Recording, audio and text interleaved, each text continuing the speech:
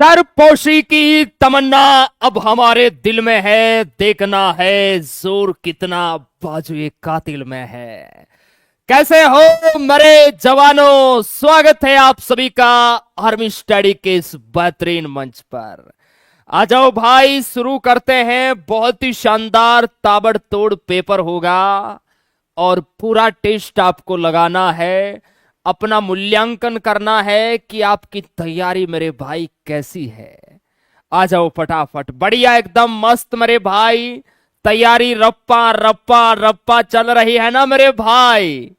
चलिए आ जाओ लोकेश भाई, बहुत बढ़िया भाई। भारत माता की जय। चलिए भाई शुरू करते हैं। सर डीजे बज रहा है, तैयारी ईमानदारी से करो। डीजे आपको सुनाई नहीं देगा, दिल और दिमाग आपका क्लास पे होना चाहिए। बहुत बेहतरीन पेपर है ये आपका होने वाला है। और आप लोग मेरे भाई हमसे कई बार प्रश्न पूछते हो ना, सर हम कितने घंटे पढ़ाई करें, हम कैसे पढ़ाई करें, है ना। जिन बच्चों का सिलेक्शन होता है वो कैसे पढ़ाई करते हैं, जिनका नहीं होता वो कौन सी गलतियां करते हैं। तो मेरे भाई इसके ऊपर हमने एक बहुत अच्छा वीडियो शूट किया है, जो आने वाला आपका जो संडे होगा ना मेरे भाई, संडे सुबह 9 बजे आर्मी स्टडी यूट्यूब चैनल पर यह वीडियो पब्लिश होगा मेरे भाई। बहुत अच्छे से हमने इसको वीडियो को शूट किया है, बहुत मोटिवेशन आपको मिलेगा इस वीडियो को देखने के बाद। आप कहते हो ना पढ़ने में दिल नहीं लगता सर, है ना। ये 10 मिनट का वीडियो होगा जो बिल्कुल आपकी जिंदगी को बदल के रख देगा। ये संडे सुबह 9 बजे मेरे भाई आर्मी स्टडी यूट्यूब पर पब्लिश होगा, तैयार रहना आप सभी। और मैंने आपको मेरे भाई, कल तो मैं टेस्ट नहीं ले पाया था, मैं पहुंच नहीं पाया था, उसके लिए मैं क्षमा चाहता हूं। बाकी आपका टेस्ट हुआ था मेरे भाई। मैंने उससे पहले वाले टेस्ट में आपको गृह कार्य के लिए प्रश्न दिए थे कि भारत का 2011 की जनगणना के अनुसार कुल लिंगानुपात कितना है, 943। भारत का ग्रामीण लिंगानुपात कितना है, 949। शहरी 929 है। सर्वाधिक लिंगानुपात केरल का है मेरे भाई, राज्य में बात करें तो। और न्यूनतम लिंगानुपात राज्य हरियाणा का है। ठीक है, अब चलिए हम हमारे आज वाले बेहतरीन पेपर का शुभारंभ करते हैं। सारे नौजवान आ जाओ, सेशन को एक बार दबा के लाइक शेयर करो यार, तुम लोगों का एग्जाम आने वाला है। ये ससुरा आईपीएल भी तुम्हारे एग्जाम में आया है, बहुत सारे बच्चे हैं ना वो लटकते रह जाएंगे। आ जाओ, नेवी की बुक मेरे भाई 22 तारीख को लॉन्च होगी, ठीक है, 22 तारीख को मिल जाएगी।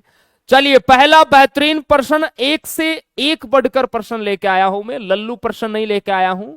घुमावदार प्रश्न आपको मिलेंगे, क्योंकि इजी प्रश्न आए तो मेरे जवान उसे रप्पा रप्पा काट के आ जाएंगे। ये बोर्ड ससुरा हैंग हो रहा है। अरे चल जा भाई। वैसे प्रश्न आपके सामने आ चुका है, फटाफट आंसर बताओ, ठीक है। आंसर बताओ भाई, कौन सा पर्वत शिखर काराकोरम रेंज में स्थित है, ये आपको बताना है।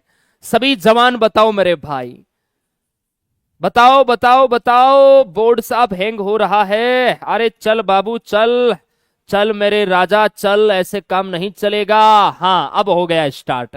चलिए, कौन सा पर्वत शिखर काराकोरम रेंज में स्थित है। तो यहां पर जितने भी मेरे भाई बता रहे हैं, K2 गाडविन ऑस्टिन बिल्कुल सही बता रहे हैं। विश्व का दूसरा सबसे ऊंचा ये शिखर है मेरे भाई, ध्यान रखना। विश्व का दूसरा सर्वोच्च शिखर है, ये आपको ध्यान रखना है। दूसरा सर्वोच्च शिखर है, 8000 कितनी है इसकी ऊंचाई बताओ मुझे, लेकिन आपको पता है क्या। एक नंबर पर तो आपका मेरे भाई माउंट एवरेस्ट है, 8848 मीटर है। इसकी ऊंचाई कितनी है मेरे लल्ला, बताओ। सबसे ऊंचा देखिए आपका माउंट एवरेस्ट है, विश्व का सबसे ऊंचा, ये नेपाल में है। और नेपाल में इसे सागरमाथा कहते हैं। K2 गाडविन ऑस्टिन ये भारत का सबसे ऊंचा मेरे भाई पर्वत शिखर है।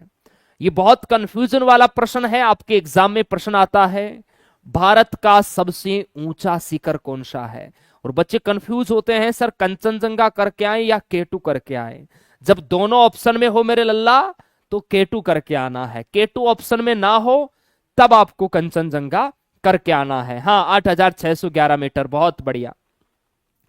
और पाकिस्तान का देखिए, ये K2 है ना, इसका कुछ हिस्सा पाकिस्तान में भी है, लेकिन ऑथेंटिक पाकिस्तान वाले ये कहते हैं कि हमारा सबसे ऊंचा जो सर्वोच्च शिखर है ना वो तिरचमीर है। अन्यथा पाकिस्तान वाले भी K2 बता सकते हैं, लेकिन इसकी रजिस्ट्री भारत के पास है। दक्षिण अमेरिका का मेरे भाई एकांगुआ, उत्तरी अमेरिका का माउंट मैकिनिले है ना, और यूरोप का सबसे ऊंचा शिखर एल्ब्रुस, अमेरिका का माउंट एल्बर्ट, याद रखना है। चलिए नेक्स्ट है मेरे भाई, उस्ताद असद अली खान का संबंध कौन से यहां वाद्य यंत्र आपको दे रखे हैं, इनमें से उस्ताद असद अली खान का संबंध आपको बताना है। सर बारिश हो रही है, अच्छी बात है मेरे भाई। बरस बरस मारा इंदर राजा, तू बरस्या मारू काज सर, है ना मेरे भाई। चलिए तूफान आ गया, अरे कोई दिक्कत नहीं मेरे भाई। कहते हैं ना, तूफान में ताश का घर नहीं बनता, रोने से बिगड़ा मुकद्दर नहीं बनता, दुनिया जीतने का हौसला रखो मेरे लाला। एक हार से कोई फकीर, एक जीत से कोई सिकंदर नहीं बनता। बोलो भारत माता की जय। उस्ताद अली खान है ना, इनका संबंध है मेरे भाई रुद्र वीणा। ये रुद्र वीणा बजाते हैं मेरे भाई उस्ताद असद अली खान, याद रखना, रुद्र जैसा रूप है इनका, उस्ताद अली खान। इसके अलावा तबला कौन बजाते हैं, जाकिर हुसैन बजाते हैं। सबसे अच्छी बात है 2023 में इनको पद्म भूषण मिला, इसलिए आपके एग्जाम के लिए वेरी इंपॉर्टेंट है कि उस्ताद जाकिर हुसैन का संबंध कौन से वाद्य यंत्र से है। उस्ताद क्या बजाते हैं, तबला बजाते हैं मेरे भाई। गुदई महाराज, किशन महाराज, सौपन चौधरी, ये भी मेरे भाई तबला वादक है। सितार वादक कौन है, पंडित रविशंकर, वेरी इंपॉर्टेंट है। इसके अलावा निखिल बनर्जी भी है। सहनाई उस्ताद बिस्मिल्लाह खान, भारत रत्न मिला था इन्हें 2001 में। अली अहमद भी है।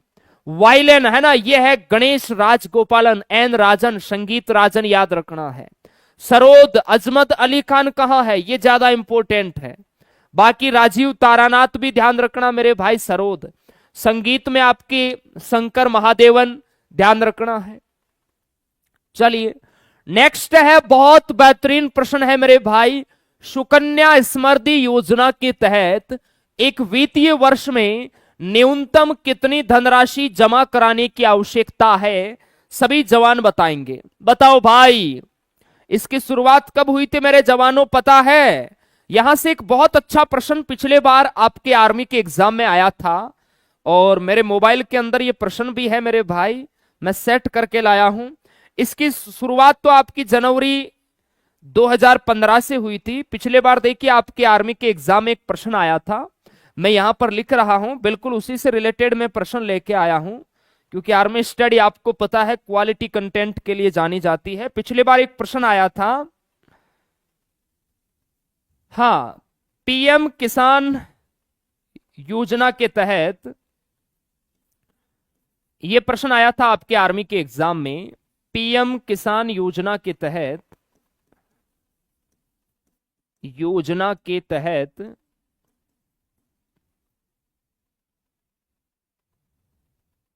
किसानों को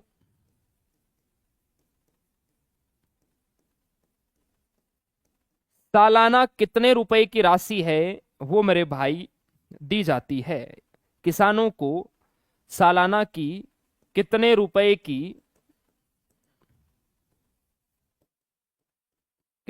की राशि प्रदान की जाती है।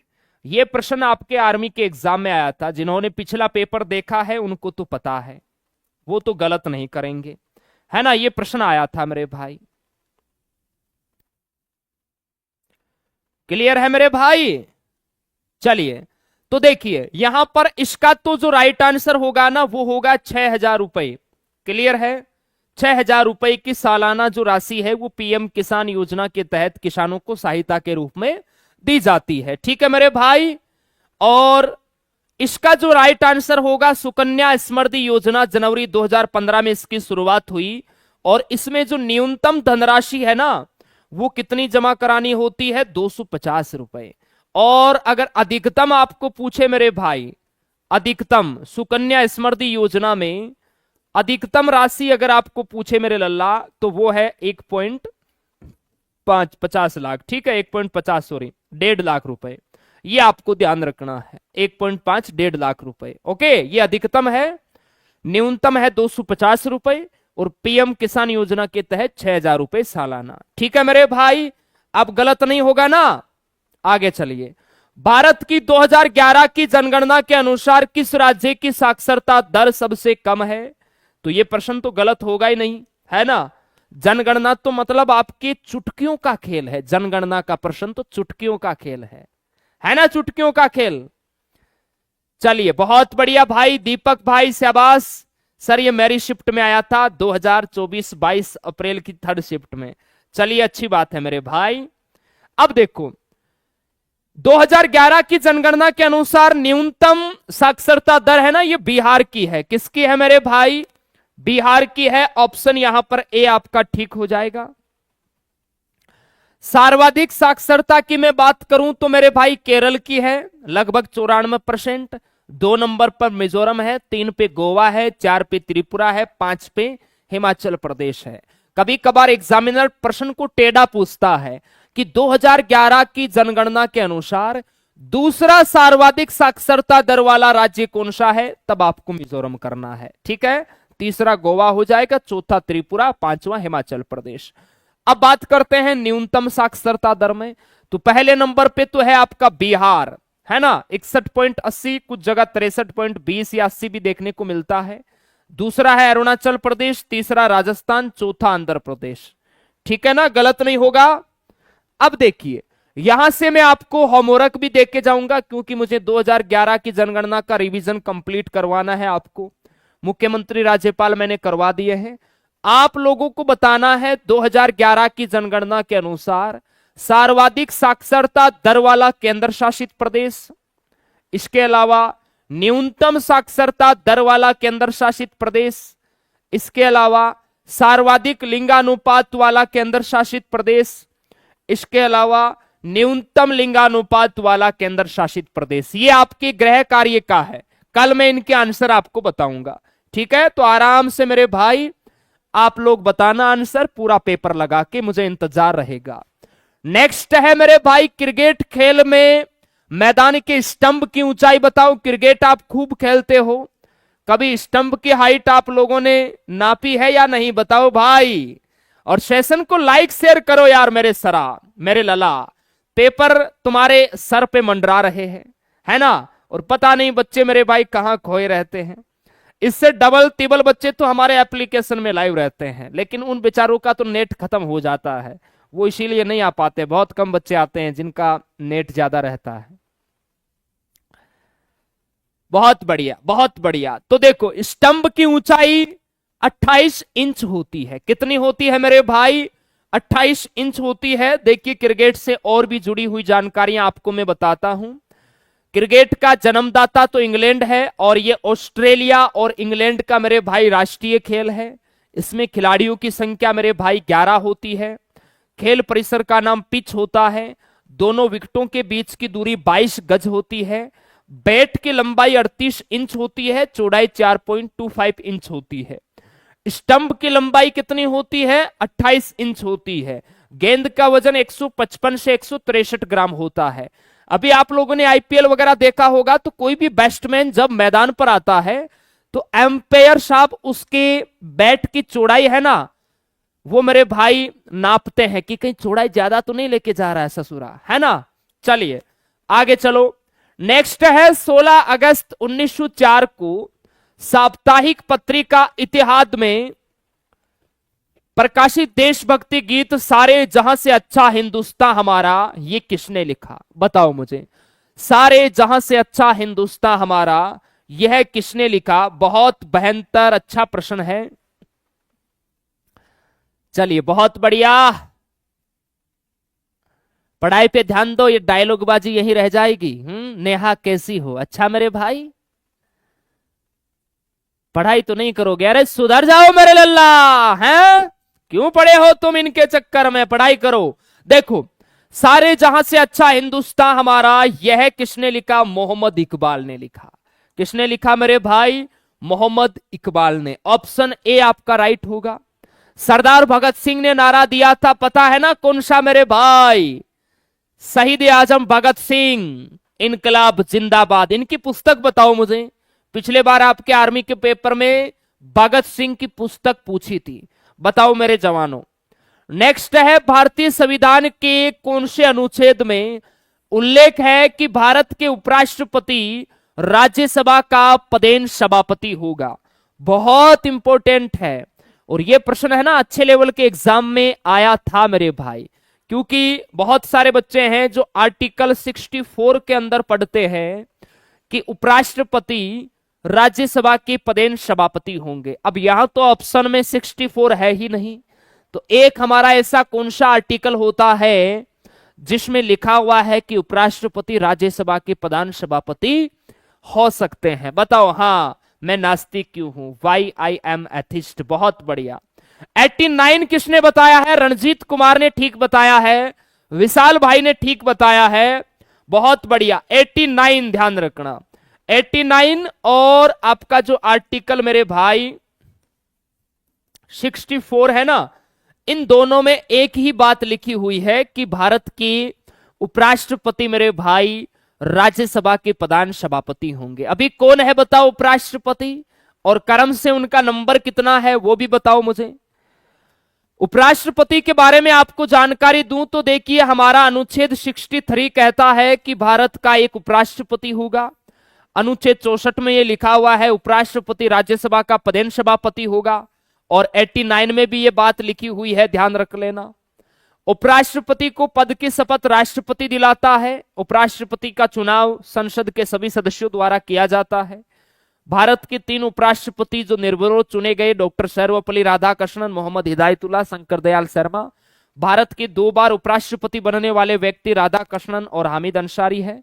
चलिए नेक्स्ट है, कौन सा देश विश्व बैडमिंटन चैंपियनशिप इवेंट 2026 की मेजबानी करेगा?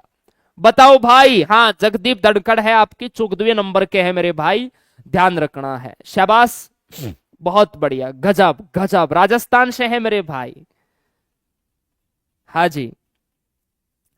विश्व बैडमिंटन चैंपियनशिप इवेंट 2026 की मेजबानी मेरे भाई भारत करेगा, अपना देश भारत करेगा। दिसंबर 1886 में कलकत्ता में आयोजित भारतीय राष्ट्रीय कांग्रेस के दूसरे अधिवेशन का अध्यक्ष किसे चुना गया? बताओ। भारतीय राष्ट्रीय कांग्रेस का जो पहला अधिवेशन 1885 में हुआ था बॉम्बे में, उसकी अध्यक्षता तो डब्ल्यूसी बनर्जी, उमेश चंद्र बनर्जी ने की थी। लेकिन 1886 में कलकत्ता में आयोजित हुआ था भारतीय राष्ट्रीय कांग्रेस का दूसरा अधिवेशन, उसकी अध्यक्षता किसने की ये आपको बताना है। किसने की मेरे भाई? दादा भाई नौरोजी ने की सर। ऑप्शन मेरे भाई सी आपका यहां ठीक हो जाएगा। दूसरा अधिवेशन 1886 में हुआ कलकत्ता में, अध्यक्ष दादा भाई नौरोजी थे, जिन्हें the grand man of India कहा जाता है, old man of India, Bharat का वयोवर्ध पुरुष कहा जाता है। दादा भाई नौरोजी की एक प्यारी पुस्तक है poverty and un British rule in India, याद रखना है, बहुत इंपॉर्टेंट है। और ब्रिटिश संसद में एकमात्र भारतीय सांसद बनने वाले व्यक्ति है अपने दादा भाई नौरोजी, जिन्हें भारत का grand old man of India कहा जाता है। नेक्स्ट है, दंती दुर्ग राजवंश के संस्थापक बताओ मुझे कौन है? बताएंगे भाई। दंती दुर्ग राजवंश के संस्थापक, शाबाश।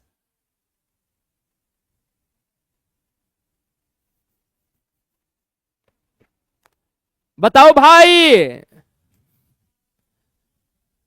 सारे बच्चे बताएंगे। एक बच्चा लंबा चौड़ा कमेंट कर रहा है, सर 13 अप्रैल संडे को मॉक टेस्ट में क्वेश्चन डाला गया था कि शंकर खेड़ा का युद्ध 13 अप्रैल संडे को मॉक टेस्ट में। हाँ, क्या हो गया?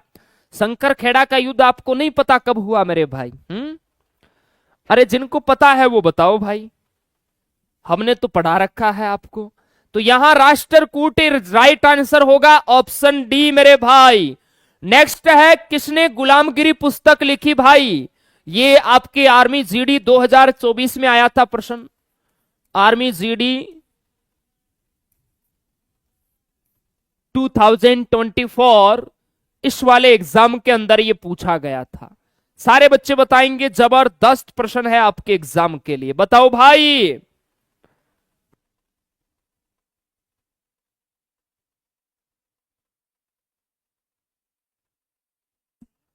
शक्करखेड़ा का युद्ध है ना 1724 में हुआ था मेरे भाई। कब हुआ? 1724 में हुआ था, ध्यान रखना है।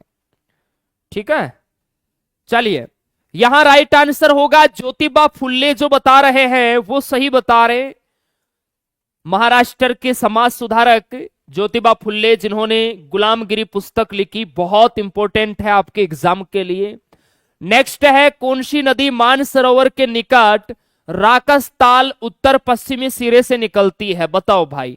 ये नदियों के बारे में मुझे लगता है बहुत कंफ्यूज होते हो आप, है ना। अरब सागर में कौन सी नदी गिरती है, बंगाल की खाड़ी में कौन सी गिरती है। अभी ऐसा करूंगा, सुबह आपको पता है ना 9 बजे मैं आर्मी स्टडी बिजू सर वाले इंस्टाग्राम पे एक प्रश्न डालता हूं। उसमें बंगाल की खाड़ी में गिरने वाले नदियों की जो शॉर्ट ट्रिक है, जो हमेशा आपको याद रहेगी, उसका वीडियो शूट करके डालूंगा, आप लोग अच्छे से देखना। ठीक है, तो मेरे भाई मानसरोवर की बात हो रही है तो सतलज नदी इज राइट होगा। झेलम नदी देखिए आपकी शेषनाग जम्मू कश्मीर, चेनाब बाड़ालच्चा दर्रा हिमाचल प्रदेश, रावी रोहतांग दर्रा, व्यास व्यास कुंड है ना। सतलज आपकी राकसताल, याद रखना है, यहां से इनका उद्गम होता है।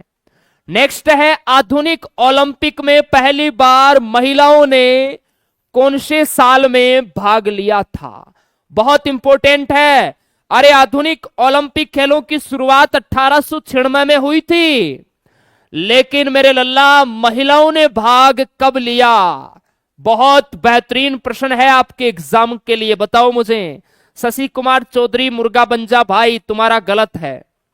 महिलाओं ने पहली बार, परवीन पाल ने सही बताया है, बाकी सब गलत बता रहे। इसका मतलब मैंने आपको जो ओलंपिक पढ़ाए थे ना, उसमें ये लिखाया था। आप लोग क्लास तो करते हो नहीं, मकरागिरी करते हो। सन 1900 के अंदर मेरे भाई ध्यान रखना, पहली बार महिलाओं ने ओलंपिक्स में भाग लिया। याद रखना 1904 नहीं होगा, 1900 होगा मेरे भाई। नेक्स्ट है, वर्तमान में उड़ीसा के राज्यपाल बताओ। मुख्यमंत्री तो मोहन चरण मांझी है, यहां के राज्यपाल मुझे बताएंगे, किसी का भी गलत नहीं होना चाहिए। सुबह आपकी जो आर्मी स्टडी ऐप में सिलेक्शन बैच में करंट की जो क्लास होती है, उसमें सर ने मुख्यमंत्री राज्यपाल बहुत बेहतरीन ट्रिकों के अंदाज में आपको पढ़ा दिया है। अब मुझे नहीं लगता गलत होगा। एक बार मैंने पढ़ा दिया, एक बार अपने सर ने और पढ़ा दिया, तो जब 2-2 3-3 बार आपको एक टॉपिक को पढ़ा दिया है तो गलत होने का सवाल पैदा नहीं होना चाहिए, है ना। हरिबाबू कुंभमपति, इस बार आर्मी स्टडी का हर एक बच्चा 45 प्लस का स्कोर लगा के आएगा।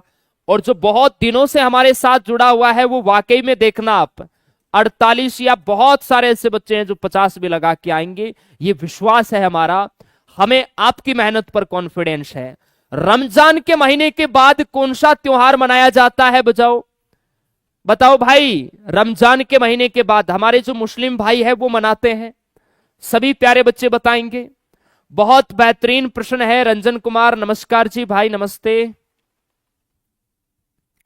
बताओ, गलत नहीं करना है। सर 13 अप्रैल मॉक टेस्ट में आपने अक्षरधाम मंदिर गुजरात लिखा है, पानीपत का सेकंड युद्ध 1761 लिखा है, दोनों गलत है। अरे ऐसा तो नहीं हो सकता यार। आपने गलत कर दिया होगा। ये तो बच्चों वाले प्रश्न है ना, इनको थोड़ी गलत लिखा जा सकता है। मैं और चेक करवा दूंगा अगर आपको लगता है तो। चलिए, रमजान के महीने के बाद कौन सा त्योहार मनाया जाता है? Eid ul Fitr. Eid ul Fitr is right answer होगा भाई, ऑप्शन सी। चलिए, तो 15 प्रश्न आपके कंप्लीट हो गए। मुझे आप लोग बताएंगे 15 में से आपका स्कोर कितना हुआ। सभी प्यारे बच्चे बताएंगे भाई। और आपके है ना बेहतरीन मोटिवेशन के लिए देखिए, एक मैंने बहुत अच्छा वीडियो रिकॉर्ड किया है। लगभग मान के चलो 2 दिन तो मेरे को इसे शूट करने में लगे हैं और 5 दिन मेरे को इसे एडिट करने में लगे हैं। इतनी मेहनत लगी है सिर्फ 10 मिनट के वीडियो में, लेकिन आप देखोगे ना, आपके अंदर एक अलग एनर्जी, अलग कॉन्फिडेंस आएगा। और ये वीडियो पब्लिश होगा आर्मी स्टडी यूट्यूब चैनल पर सुबह 9 बजे। सिलेक्शन क्यों नहीं होता वो मैंने इसके अंदर डिटेल से आपको बताया है, आप लोग देखना, बहुत कॉन्फिडेंस आपको मिलेगा। चलिए भाई अपना स्कोर बताओ फटाफट। और अभी 9 बजे ध्यान रखना, हम नेवी का पेपर भी उड़ाएंगे, तो वो भी आप लोग मेरे भाई वहां पर भी मूल्यांकन करना, क्योंकि जीके का स्तर आप लोगों का बिल्कुल सेम ही है मेरे भाई। चलिए बहुत बहुत धन्यवाद, उम्मीद आशा है पेपर आपको अच्छा लगा होगा। अरे कर दोगे ना धमाका सिलेक्शन का मेरे भाई, है ना? शोर मत कर, अभी गमों की रात है, सर धजियां उड़ा देंगे, बस कुछ दिनों की बात है। मेहनत करो मेरे भाई इतनी खामोशी से कि सफलता पूरी रात भर डीजे बजाए, है ना? चलिए बहुत बहुत धन्यवाद, थैंक यू, जय हिंद जय भारत। आइए डीएस गुरु, जय हिंद मेरे भाई।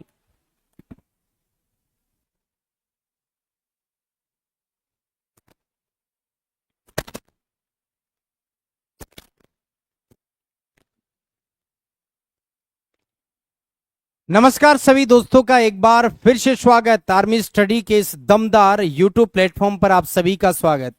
उम्मीद आशा है सभी अच्छे होंगे, मस्त होंगे और जबरदस्त तैयारी आप लोग कर रहे होंगे। तो चलिए स्टार्ट हो जाइए। और आपने अभी तक जीके के तो लगा दिए हैं, अब तैयार हो जाइए कमर कस के, क्योंकि आज अपना जीके में क्या स्कोर हुआ है वो तो बढ़िया है किया आपने, लेकिन अब साइंस में आपको लगाना है 15 में से कितने सवाल सही होंगे। एक बार सेशन को दबा के लाइक ठोको, जितने भी बंदे हैं सेशन को दबा के लाइक ठोको मेरे भाई। लुमेन किसका मात्रक है? प्रकाश मिति, तरंग दैर्घ्य, ज्योति फ्लक्स, या इनमें से कोई नहीं? बताइए, देखिए लुमेन किसका मात्रक है ये आपको बताना है। वेरी गुड, शाबाश। लुमेन किसका मात्रक है ये आपको बताना है, शाबाश। एक बार सेशन को लाइक ठोको मेरे जवानों, जितने भी जीडी के जो शेर हैं एक बार सेशन को दबा के लाइक ठोको भाई। दोस्तों तरंग दैर्घ्य का मात्रक एंगस्ट्रम होता है, एंगस्ट्रम होता है ये आप जानते हो, और इसको ऐसे लिखा जाता है, ठीक है।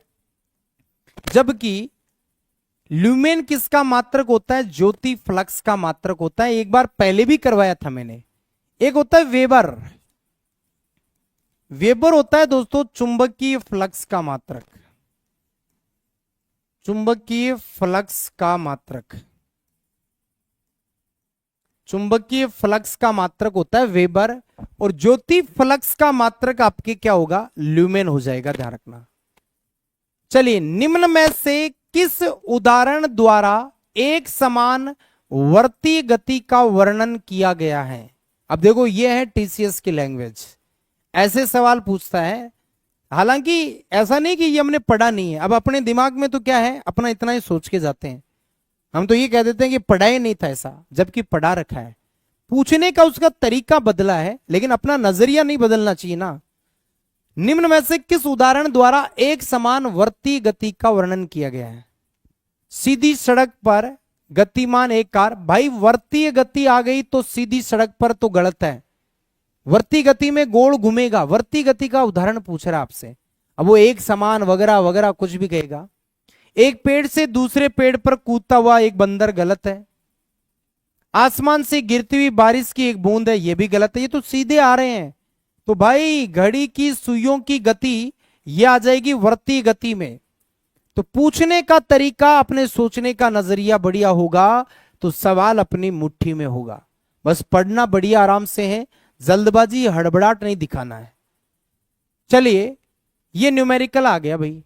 विराम अवस्था से प्रारंभ करके राजू अपनी साइकिल से 1 मिनट में 24 मीटर पर सेकंड का वेग प्राप्त कर लेता है, तो साइकिल का त्वरण कितना होगा? साइकिल का त्वरण बताना। अब घबराओ मत मेरे भाई, इस सवाल को कितना आसान बनाएंगे देखो। लेकिन पहली शर्त है मेरी, जब भी ऐसा सवाल आए तो पहले लिखो, पहले लिखो क्या दिया है। विराम अवस्था से प्रारंभ करके, विराम से प्रारंभ हो रहा है तो वेग u 0 है, प्रारंभिक वेग क्या है? 0। विराम अवस्था साफ साफ लिख रखा है। अपनी साइकिल से 1 मिनट में आपको टाइम दे रखा है जी 1 मिनट, और मैंने कहा मिनट में है तो आप इसको सेकंड में ले लो जी, 60 सेकंड में लो जी। 24 मीटर पर सेकंड मतलब v का मान आपको 24 मीटर पर सेकंड दे रखा है। अब आपको क्या पूछा है, त्वरण पूछा है। जब आपके पास u t v है, ए कैसे निकालेंगे, तो गति का पहला समीकरण याद होगा, गति का पहला समीकरण v बराबर u प्लस 80 होता है जी। और यहां से आप त्वरण निकाल सकते हो, आपके पास v भी है, u भी है, t भी है, वैल्यू होनी भी चाहिए और पूछने वाली भी होनी चाहिए। तो देखो यहां पर लिखो वैल्यू, यहां v कितना है जी 24, u आपके पास 0, a निकालना है, t आपके पास 60 है, तो a बराबर आ जाएगा 24/60।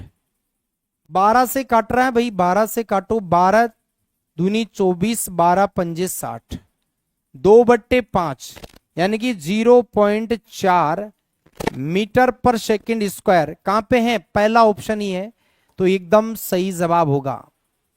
तो ज्यादा वक्त नहीं लगता है दोस्तों अगर प्रैक्टिस की हुई हो, लेकिन हार्ड कब लगते हैं, जब अपन करते नहीं है, कोशिश ही नहीं करते। अरे कोशिश तो कर मेरे यार, जब सफलता नजदीक होती है तो कोशिश क्यों नहीं करते हो। यदि दो कणों के बीच की दूरी बढ़ जाती है तो इनके बीच गुरुत्वाकर्षण बल पर क्या प्रभाव पड़ेगा, ये वेरी इंपॉर्टेंट सवाल पिछली बार आया था। ग्रह आपस में किस बल से बंधे हुए हैं, तो गुरुत्वाकर्षण था। और ये सवाल कह रहा है कि दो कणों के बीच की दूरी अगर बढ़ जाए तो गुरुत्वाकर्षण पर क्या प्रभाव पड़ेगा। तो आपको गुरुत्वाकर्षण का सूत्र याद है कि नहीं है, जी बराबर, और मैं बार बार लिखाता भी हूं, F इंटू आर स्क्वायर बट्टा m1 m2, ये तो है। लेकिन आपको पता होगा कि दोस्तों जब अपन कैपिटल जी और स्मॉल जी में रिलेशन बनाते हैं तो जी बराबर स्मॉल जी बराबर कैपिटल जी बट्टा आर स्क्वायर, ये भी तो बनाते हैं। जब दूरी बढ़ाओगे तो गुरुत्वाकर्षण बल पर क्या प्रभाव पड़ेगा, ये आपको सवाल पूछ रहा है जी। बताइए फटाफट क्या होगा इसका सही जवाब, आने दो। वेरी गुड, शाबाश, ढीले मत पड़ो भाई, जो ढीला पड़ गया ना उस पे भारी पड़ जाएगा क्वेश्चन, इसलिए भारी मत पड़ने देना। आने दो, इसका सही सही जवाब क्या होगा। गुड गुड, शाबाश। तो दोस्तों देखो, अगर हम गुरुत्वाकर्षण बल के सूत्र से यहां चले तो मैंने कहा था कि ये दोनों के गुणनफल के समानुपाती और बीच की दूरी के वर्ग के व्यतकर्मानुपाती है, तीनों रिलेशन आने चाहिए। अब ये कह रहा है दूरी अगर r बढ़ा दें तो g क्या होगा, घट जाएगा, सीधा सा है, g क्या होगा, कम हो जाएगा। अगर आपको रिलेशन पता है तो उत्तर निकालने में देरी का, ये रिलेशन पता होना चाहिए, इन दोनों से ये फॉर्मूला बनता है। स्मॉल जी कैपिटल जी में ये संबंध भी होता है। चलिए, यदि सतही क्षेत्र में वृद्धि कर दी जाए तो वाष्पीकरण की दर क्या होगी, बढ़ेगी, घटेगी, पहले बढ़ेगी फिर घटेगी या नियत रहेगी। सही सतही क्षेत्र का मतलब जो सरफेस है उसका अगर क्षेत्रफल बढ़ा दें तो बताओ वाष्पीकरण की दर पर क्या प्रभाव पड़ेगा, वाष्पीकरण की दर पर क्या प्रभाव पड़ेगा बताइए। अगर मान लो सतह बढ़ा दें, सरफेस बढ़ा दें तो वाष्पीकरण भी बढ़ेगा, सीधी सी बात है भाई, क्षेत्रफल बढ़ेगा तो वाष्पीकरण की दर भी बढ़ेगी, जितना ज्यादा चेंबर होगा उतनी ज्यादा भाप बनेगी। नेक्स्ट देखो, निम्न में से कौन सी भौतिक राशि एक गतिशील पिंड द्वारा तय की गई कुल पथ की लंबाई के बराबर है। अब अगर आपने विभिन्न भौतिक राशियां, फिजिक्स वाला जो टॉपिक है ना, अगर आपने सभी की परिभाषाएं पढ़ी है तो इस सवाल को उड़ाने में कोई भी दिक्कत नहीं होगी। दूरी, वेग, चाल, विस्थापन, कौन सी भौतिक राशि एक गतिशील पिंड द्वारा तय की गई कुल पथ की लंबाई के बराबर है, बताओ जी। लंबाई के बराबर होगी, यह आपको उत्तर देना है। गुड, शाबाश। निम्न में से कौन सी, देखो विस्थापन तो होता है न्यूनतम दूरी, अगर आपको पता है इनकी परिभाषा तो उत्तर आएगा। चाल, चाल होता है दूरी में परिवर्तन की दर, दूरी में परिवर्तन की दर। वेग होता है विस्थापन में परिवर्तन की दर, विस्थापन में परिवर्तन की दर। तो यहां पर दोस्तों दूरी होती है एक लंबाई, दूरी एक लंबाई होती है, तय किए गए पथ की कुल लंबाई को हम क्या कहते हैं, दूरी कहते हैं। ये ध्यान रखना, ये सवाल अब ताजे तरिंदे सवाल आ रहे हैं, छोड़ना नहीं है 750 वाले इस पेपर को, याद रखना। अब मैं आपको वो सारे सवाल करा दूंगा जो घुमा घुमा घुमा घुमा के दे रहे हैं, वो सारे करेंगे हम। घनत्व बढ़ने पर गैसों में ध्वनि की गति पर क्या प्रभाव पड़ता है? ध्वनि की गति बढ़ती है घटती है, कोई चेंज नहीं, पहले बढ़ेगी फिर घटेगी। अब जिसको घनत्व का ध्वनि की चाल से रिलेशन पता है वो आराम से कर देगा।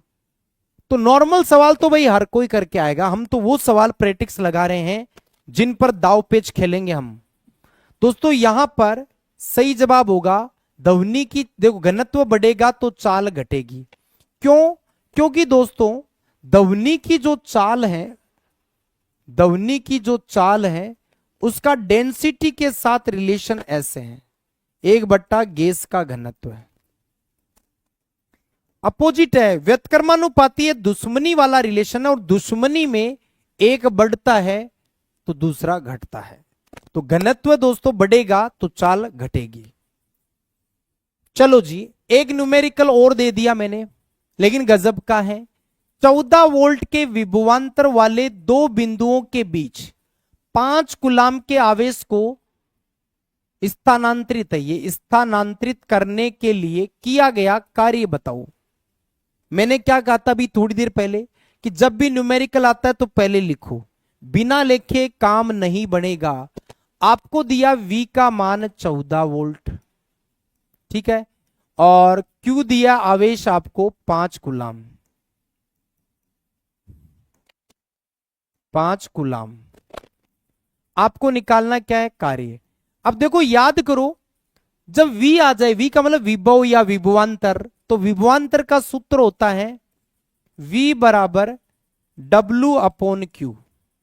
अब आपको V कितना दिया 14, W आपको निकालना है, Q आपको 5 दिया है, तो W बराबर होगा 14 गुणा 5। W इधर आएगा तो ये गुणा होगा, 14 पंजे 70 जूल इसका सही जवाब होगा।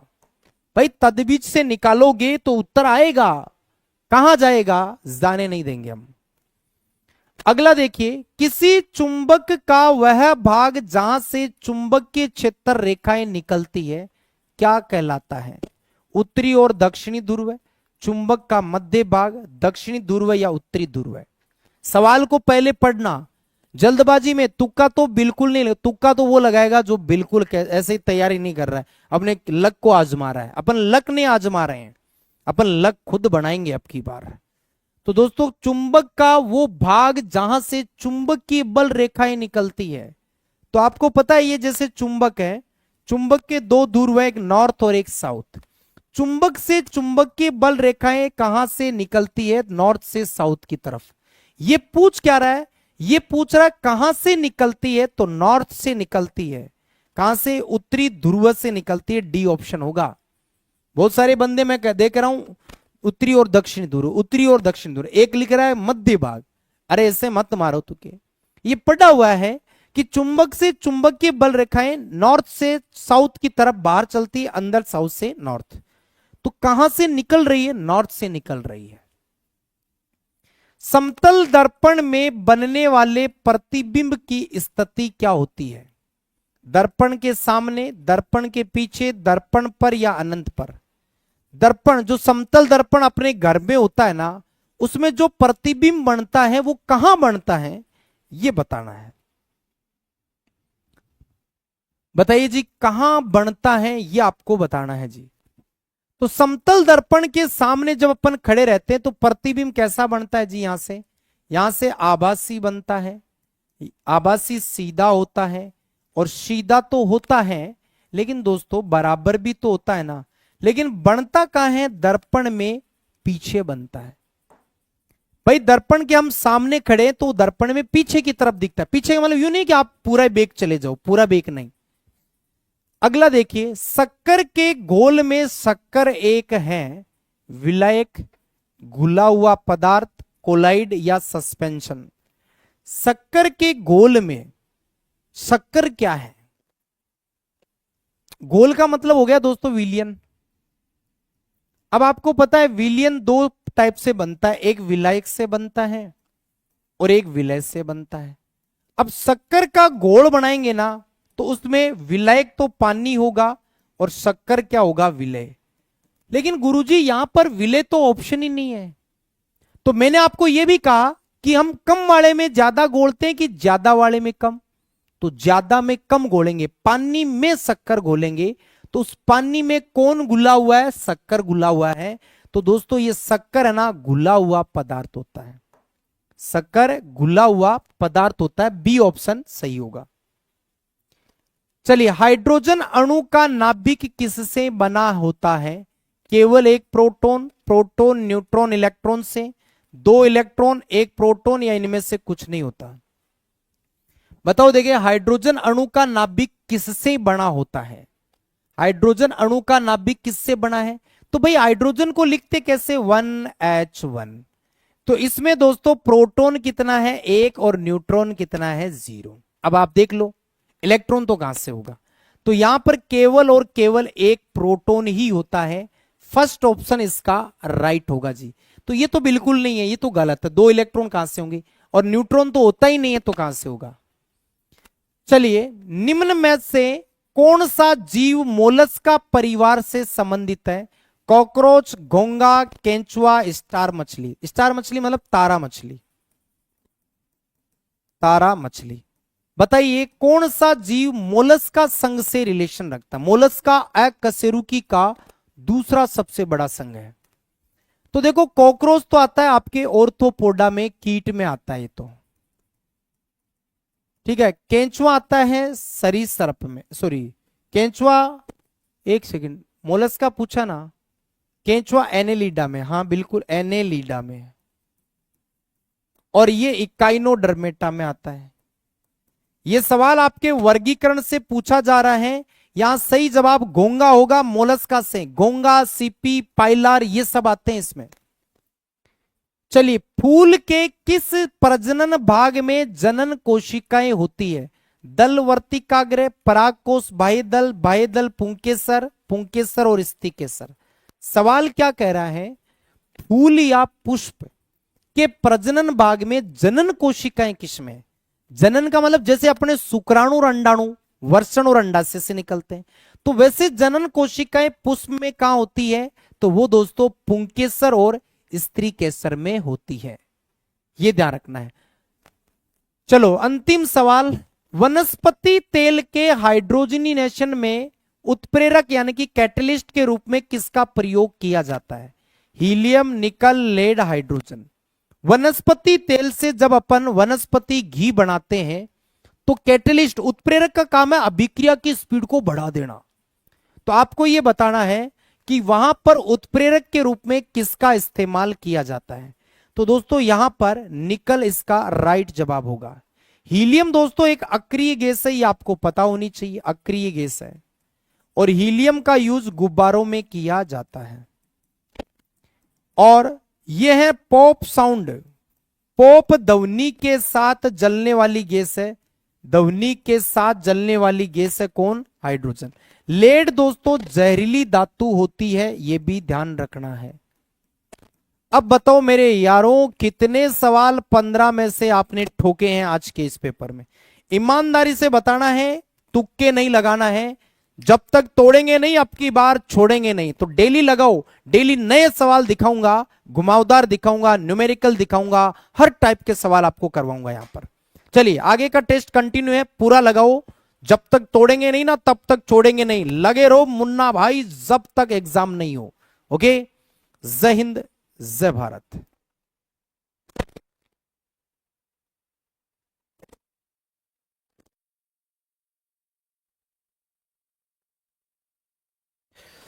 जय हिंद, वंदे मातरम। दोस्तों कैसे हो सर? अच्छे है, जी जान से मेहनत कर रहे हैं। अब की बार हमें फौजी बनना है।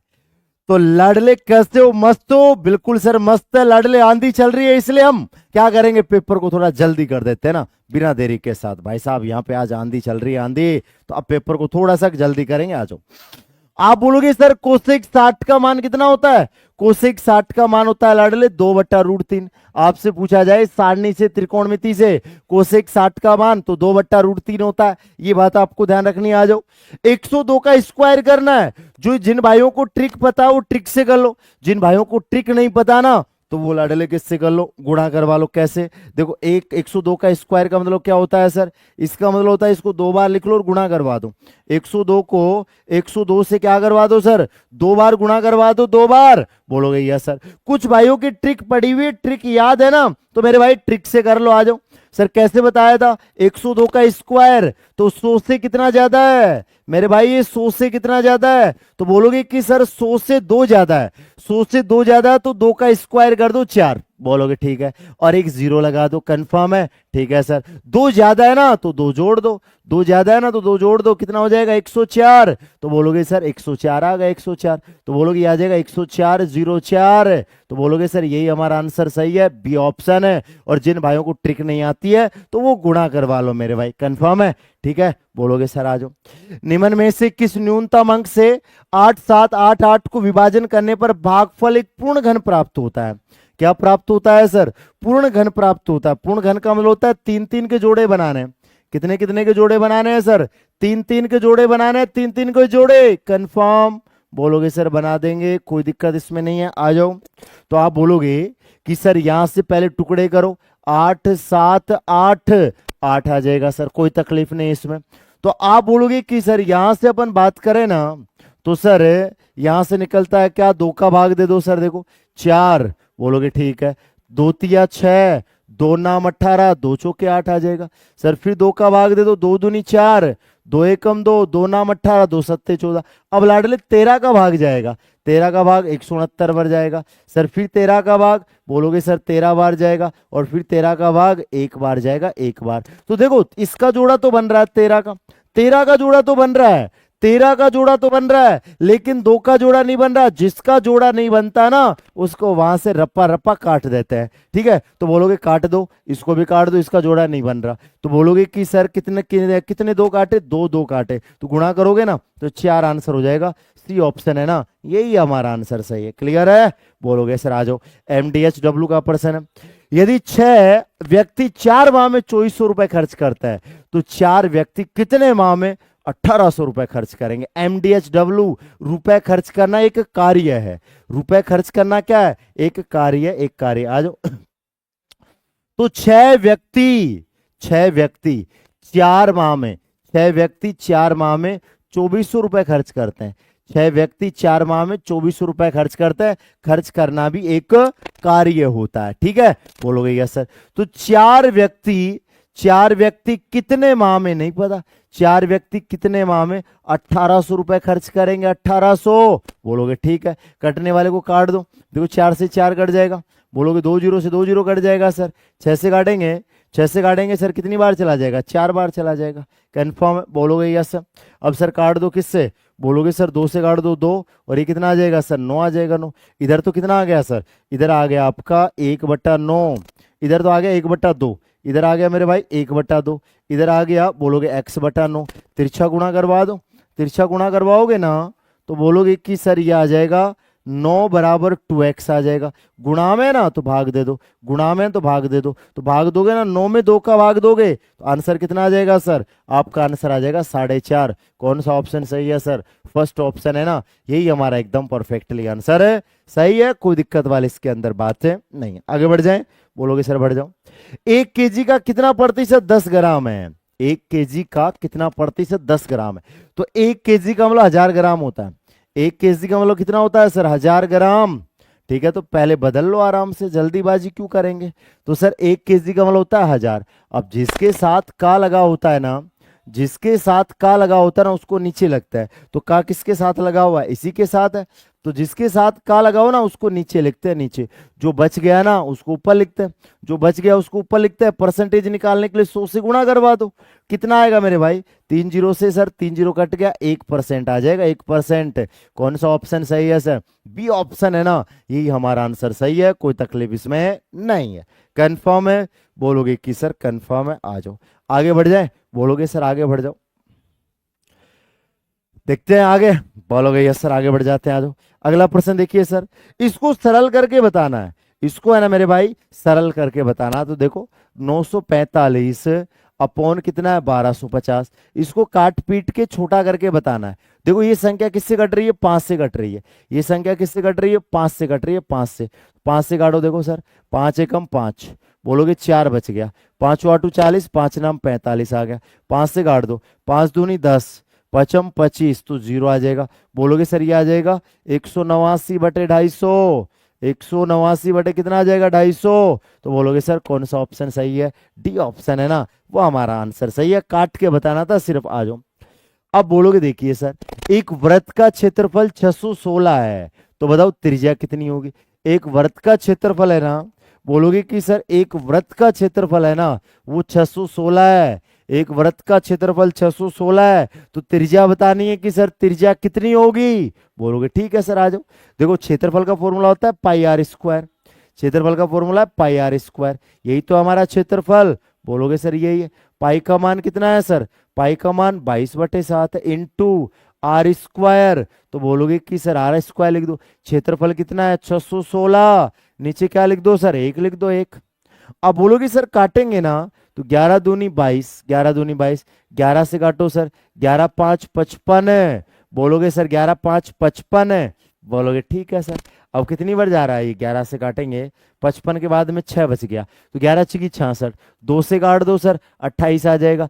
तिरछा गुणा करवा दो, तिरछा गुणा करोगे ना तो ये आ जाएगा आर स्क्वायर बराबर, आर स्क्वायर बराबर आ जाएगा 196, स्क्वायर हटाओगे रूट लग जाएगा, तो बोलोगे सर आर बराबर कितना आ जाएगा? 14, तो बोलोगे सर 14 है ना, वो हमारा आंसर सही है। कौन सा ऑप्शन सही है सर? सी। तो सी है ना, वो हमारा एकदम परफेक्टली आंसर सही है। आ जाओ 6 के गुणनखंड ज्ञात करो, 6 के गुणनखंड ज्ञात करो। अब ये देखना है कि 6 में गुणनखंड का मतलब होता है 6 में किस किस का भाग जा रहा है। ये देखो 6 का गुणनखंड ज्ञात करो, 6 में किस किस का भाग जाता है। तो देखो मेरे भाई 6 में 1 का भाग जाता है, 2 का भाग जाता है, 3 का भाग जाता है, 4 का नहीं जाता, 5 का नहीं जाता, 6 का जाता है। तो आपसे पूछ रहा है 6 का गुणनखंड है, इसका मतलब होता है कि 6 में किस किस का भाग जाता है। तो 6 में आप बोलोगे कि सर 1 का जाता है, 2 का जाता है, 3 का जाता है और 6 का जाता है। कंफर्म है? बोलोगे सर आ जाओ। 39 नंबर का वर्गमूल का प्रश्न है, फिर से आया। देखो 529 किसका होता है सर? 529 23 का होता है, 23 का। सर 81 का क्या होता है सर? 81 का 9 होता है, तो जोड़ देंगे सर कितना आ जाएगा? 32 आ जाएगा, 32। तो बोलोगे कि कौन सा ऑप्शन सही है? डी ऑप्शन है ना, यही हमारा एकदम परफेक्टली आंसर सही है, इसमें कोई तकलीफ नहीं। क्लियर है? और क्या लेते रहे, आगे चले। बोलोगे सर देखिए, अब आप बोलोगे किसी बेलन का आयतन क्या होगा? बेलन का आयतन निकालना है जिसके आधार की त्रिज्या 6 है, आधार की त्रिज्या 6 है, ऊंचाई कितनी है सर? 7। तो बेलन में 11 का भाग देके चेक कर लो, बेलन में 11 का भाग किस में जा रहा है? तो सर 11 का भाग इसमें नहीं जाता, 11 का भाग इसमें नहीं जाता, 11 का भाग इसमें जाता है, 11 का भाग इसमें नहीं जाता। एक ही ऑप्शन है सी, सी के अंदर लाडले 11 का भाग पूरा का पूरा जाता है, कोई दिक्कत वाले इसके अंदर बात नहीं। क्लियर है? बोलोगे सर आ जाओ। आप बोलोगे सर सूत्र से करें तो बेलन का सूत्र होता है पाई आर स्क्वायर एच, बेलन का सूत्र होता है ना। बोलोगे कि sir pi r square h. Confirm है? बोलोगे सर कंफर्म है, आ जाओ। सर देखो एक नाव 11 किलोमीटर धारा की दिशा में, 5 किलोमीटर धारा की विपरीत दिशा में जाती है, तो स्तर पानी में नाव की गति ज्ञात करो। अभी हाल ही में पढ़ाया, यूट्यूब पे एप्लीकेशन में सब जगह पढ़ाया, नाव की गति कैसे निकालते हैं सर? देखो धारा की दिशा में 11 है, धारा की दिशा में 11 है, धारा के विरुद्ध कितनी है सर? 5 है। तो नाव की गति कैसे निकालते हैं? जोड़ के 2 का भाग दे दो। नाव की गति कैसे निकालते हैं? जोड़ के 2 का भाग, और सर धारा की घटा के 2 का भाग देता है। तो देख लो आराम से, बोलोगे सर ये आ जाएगा 11 + 5 बट्टा कितना है? 2। तो मेरे भाई 16/2, 16 में 2 का भाग दे दो, 8 आ जाएगा, 8। तो बोलोगे कि सर डी ऑप्शन है ना, वही आपका आंसर सही है, कोई दिक्कत वाली इसके अंदर बातें नहीं है। आ जाओ, समय काम का प्रश्न आया। समय काम का प्रश्न क्या कहता है? सर ये किसको बोल रहे हो तुम? अरे लाडले हम किसी को भी बोलते हैं। क्या बात है यार मेरे लाडले हैं। आ जाओ, जवाब दो तुम तो। एक काम को ए बी 10 और 15 दिन में कर सकता है, मतलब ए तो करता है लाडले 10 दिन में। आ जाओ, बोलोगे सर बी कितने दिन में करता है? 15 दिन में। ठीक है, लघुत्तम कितना आ जाएगा सर? लघुत्तम 30 आ जाएगा सर। 10 तिया 30, 15 दूनी कितना हो गया सर? 30 हो गया। अब बताओ 3 दिन में कितना काम करेंगे ये बताना है। 3 दिन में कितना काम करेंगे? 3 दिन में दोनों। बोलोगे ठीक है सर। आ जाओ, तो ए प्लस बी 3 दिन में, ए प्लस बी कितने दिन में सर? ए प्लस बी है ना, 3 दिन में कितना काम करेंगे? तो बोलोगे सर एक दिन में करते हैं 5, एक दिन में 5 करते हैं, तो 3 दिन में कितना कर देंगे सर? 15। अब हमसे भाग पूछा है। क्या पूछा है लाडले? भाग। तो भाग कैसे निकालते हैं? जो पूछा है ऊपर, जो पूछा है ना वो ऊपर लिख दो, और कुल का लिखते हैं सर नीचे। तो सर कितना? 15 पूछा है तो 15 ऊपर लिख दो, और सर ये कुल होता है तो कुल को नीचे लिख दो। सोल्व कर लो सर, काटोगे ना तो 1/2 आ जाएगा। कौन सा ऑप्शन सही है सर? फर्स्ट ऑप्शन है ना, यही हमारा आंसर सही है, कोई दिक्कत नहीं है। ऐसे भी कर सकते हो कि सर 30 काम था 15 हो गया मतलब आधा हो गया, 30 काम था और 15 हो गया मतलब आधा काम हो गया, आधा। बोलोगे सर आगे बढ़ जाओ। ओ ये प्रश्न देखो, 0.02 का वर्ग बताना है। ये कह रहा है 0.02 का वर्ग मतलब स्क्वायर बताना, स्क्वायर। कंफर्म है? बोलोगे सर आ जाओ। तो बोलोगे कि सर 0.02 इंटू, बोलोगे 0.02 गुणा करेंगे तो 4 आएगा सर।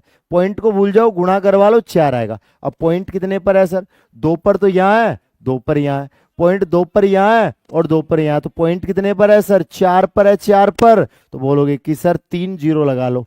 कौन सा ऑप्शन सही है? बी ऑप्शन है ना, वो आपका एकदम परफेक्टली आंसर है, सही है, कोई दिक्कत वाले इसके अंदर बात नहीं होनी चाहिए। आ जाओ, ये प्यारा प्रश्न। आ जाओ देखिए, राम की उम्र उसके पिता की उम्र का 1/3 है। क्या बोला? बोलोगे कि सर राम की उम्र है ना, राम की उम्र क्या है सर? पिता की, या लिख देता हूं, राम की उम्र है ना पिता का 1/3 है सर। क्या है? पिता का 1/3 है, 1/3। अब जिसके साथ का लगा होता है ना वो नीचे वाला होता है, जिसके साथ का लगा होता है ना नीचे वाला होता है। सर ऐसे पता नहीं चले तो आपको पता ही है, बड़ा तो बाप ही होता है, बेटा तो क्या होता है? छोटा ही होता है मेरे भाई? क्लियर? ऐसे देख लेना। बोलोगे कि सर बड़ा तो बाप ही होता है, छोटा कौन होता है? सर बेटा होता है ना? बोलोगे सर आ जाओ। तो आप बोलोगे कि सर पिता और राम है, तो सर पिता की कितनी हो जाएगी सर? पिता की 3 हो जाएगी। और राम की कितनी हो जाएगी सर? राम की 1 हो जाएगी, 1। या जिसके साथ का लगाओ ना वो नीचे वाला होता है। दोनों का योग 60 है, दोनों का योग 60 है। ये 3 है, ये 1 है, दोनों का योग 4 हो गया, 4। तो यहां दोनों का योग कितना है सर? यहां दोनों का योग 60 है, 60। तो 1 बराबर निकालने के लिए 60 में 4 का भाग दे दो, तो 1 बराबर कितना आ जाएगा सर? 15। 1 बराबर 15 आ जाएगा। 15 राम की निकालनी है तो राम से गुणा करवा दो, राम की निकालनी है ना मेरे भाई, तो राम से गुणा करवा दो। आंसर कौन सा हो जाएगा सर? बोलोगे कि सर बी ऑप्शन है ना, यही हमारा एकदम परफेक्टली आंसर हो जाएगा, कोई तकलीफ इसमें नहीं होनी चाहिए। आ जाओ, 2 संख्याएं 3:4 है सर। 2 संख्या है ना वो कितनी है सर? 3:4। बोलोगे यस सर। 2 संख्या है ना वो कितनी है? 3:4। लाडले बाहर आंधी चल रही है लाडले, है ना, इसलिए थोड़ा सा, क्योंकि मुझे जाना भी पड़ता है ना दूर, कहीं आंधी में उड़ ना जाऊं मैं, मुझे क्लास हो लेनी है कल, है ना। बोलोगे सर 3:4 है, 3:4। तो बोलोगे कि सर इसमें छोटी 75 है, यहाँ छोटी 3 है मेरे भाई, छोटी 3 है, परसेंट में 75 है, यहाँ छोटी 3 है, परसेंट 75। 1 बराबर निकालने के लिए भाग कर दो, तो सर 75 में 3 का भाग कर दो, कितना आ जाएगा सर? 25। 1 बराबर 25 है, 25 से गुणा करवा दो, आंसर कितना हो जाएगा सर? 100। तो बोलोगे कि सर कितना आंसर आ जाएगा मेरे भाई? 100 आंसर आ जाएगा, 100। कोई दिक्कत इसमें नहीं? क्लियर है? बोलोगे सर एकदम परफेक्ट है। आ जाओ, अब रीजनिंग के प्रश्न देख लो भाई साहब, गोली की तरह। आ जाओ, रीजनिंग को है ना चुटकियों में उड़ा देगा तुम्हारा भाई, चुटकियों में। बोलोगे यस सर, आगे बढ़े? बोलोगे यस सर। देखिए ये क्या है सर? ये 10 का स्क्वायर है। बोलोगे यस सर। सर ये 20 का स्क्वायर है। आ जाओ सर, ये 30 का स्क्वायर आएगा 900, 30 का स्क्वायर 900, ये 40 का स्क्वायर है 1600। तो आंसर हो जाएगा बी। अब इससे आसान क्या हो सकता है? हो सकता है नहीं। अब इससे आसान तो क्या पूछेगा आर्मी में, बताओ। अगला पर्सन देखिए सर, ये ध्यान रखना आर्मी का फेवरेट पर्सन है, जब जब पेपर लगता है ये पर्सन हर बार आता है। आ जाओ, तो ये क्या कह रहा है, प्लस का मतलब क्या है सर, प्लस का मतलब है भाग, बोलोगे सर। भाग का मतलब क्या है सर, घटाना है, घटाना। सर माइनस का अर्थ क्या है सर, माइनस का अर्थ गुणा है, और गुणा का अर्थ क्या है सर, जोड़ना है, जोड़ना। अब मान रख दो, आ जाओ, सरलीकरण का ही प्रश्न है, मान रख दो, आ जाओ सर 12। अब बोलोगे सर प्लस की जगह क्या रखना है, प्लस की जगह भाग रखना, आ जाओ 6 आ जाएगा 6। फिर भाग की जगह क्या लिखेंगे सर, भाग का मतलब है घटाना, 3 आ जाएगा। फिर सर माइनस की जगह क्या रखेंगे, गुणा, और सर गुणा की जगह क्या रखेंगे, बोलोगे सर जोड़ना रखेंगे, जोड़ना। क्लियर है, बोलोगे कि सर एकदम परफेक्टली बात है। आ जाओ, अब बोलोगे कि सर यह भाग दे दो, भाग देंगे ना तो ये 2 आ जाएगा, 2 गुणा करवाओगे ना तो बोलोगे सर 6 हो जाएगा। माइनस कितना होता है सर, 8 होता है, 8।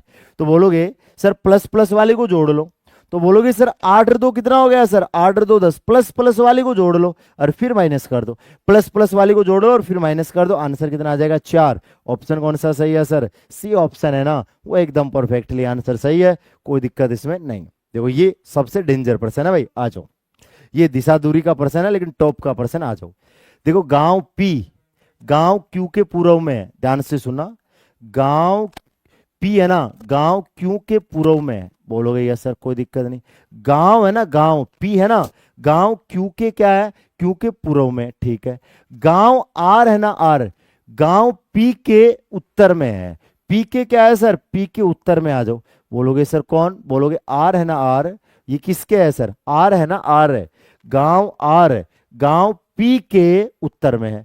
गांव एस है ना, एस, गांव एस है ना, वो गांव आर के पश्चिम में है, तो आर का पश्चिम ये हो जाएगा सर, इधर है, इधर। आ जाओ, गांव एस पी की किस दिशा की ओर है, गांव एस है ना, एस, पी से बताना है कि पी से किधर है, एस है ना, एस, पी से बताना है कि पी से किधर है, तो बोलोगे कि सर ये उत्तर आ जाएगा और मेरे भाई ये पश्चिम आ जाएगा, तो ये इनके बीच में है, तो बीच में है ना, तो बीच में कौन सा हो जाता है सर, बीच में उत्तर पश्चिम हो जाता है, उत्तर पश्चिम। आंसर कौन सा हो जाएगा सर, आंसर हमारा सी हो जाएगा, सी, कोई दिक्कत इसमें नहीं। आ जाओ, दिए गए 4 विकल्पों में से विषम चुनना है, तो देखो भेड़िया, देखो ध्यान से सुनना, भेड़िया, तो मेरे भाई ये भेड़िया है ना, ये मांसाहारी है, भेड़िया है ना, ये मांसाहारी है। सर बाघ, बाघ भी मांसाहारी है। शेर, शेर भी मांसाहारी है। गेंडा ये शाकाहारी है, बोलोगे यस सर, गेंडा क्या है सर, गेंडा ना शाकाहारी होता है, ये घास खाता है, घास है। क्लियर है, बोलोगे यस सर, कोई तकलीफ इसमें नहीं है। ये मेरे भाई HW है, HW, तो बोलोगे अल्फाबेट का है ये आपका HW। तब तक हमें जाने की अनुमति दीजिए, आंधी आ रही है लाडले, जाना पड़ेगा जल्दी से। हंसते रहिए, मुस्कुराते रहिए, जी जान से मेहनत करते रहिए, अब की बार हमें फौजी बनना है। जय हिंद, वंदे मातरम, bye bye, love you too, tata, good night, bye bye.